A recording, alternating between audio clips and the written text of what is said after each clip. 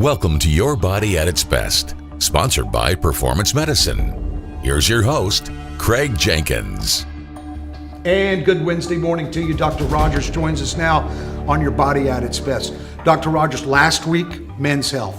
Heard from the ladies, a lot of questions, so we got to kind of take those and try to summarize those. Sure. A female that visits Performance Medicine, she comes in looking for what? Usually females are looking for me because they're tired and they're overweight. Typically my patient is a middle-aged baby boomer. They're either premenopausal or going through menopause, and they want to know about hormones. They want to know why they can't lose weight even though they've eaten the same thing. A lot of times it's because of hormones or thyroid, which is very misunderstood by a lot of even physicians. You may be the only man I personally know alive today that understands menopause. Most of my friends are going, I have no idea what's happening with my body, with my wife's body. Give them some advice. Well, you have to understand men are much simpler creatures than women.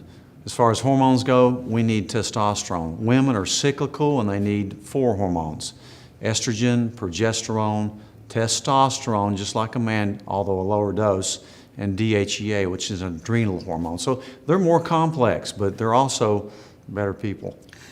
I read in your book and in other places, a lot of the foods that we eat are injected, the animals are injected with estrogen. So can a man consume estrogen? Right. A lot of our processed foods and fast foods, there's a lot of estrogenic hormones in them. That's why nowadays we see, 8-year-old girls starting their periods, and it's because there's too much estrogen in those hamburgers. So you have to be very cautious about what you eat. There's a lot of things with nutrition that determine how you're going to age and how you're going to feel. Tie diet, exercise, and menopause together, if at all possible. Well, there's 4 things I base my whole practice on: nutrition, hormone replacement and evaluation, exercise, and stress reduction and sleep.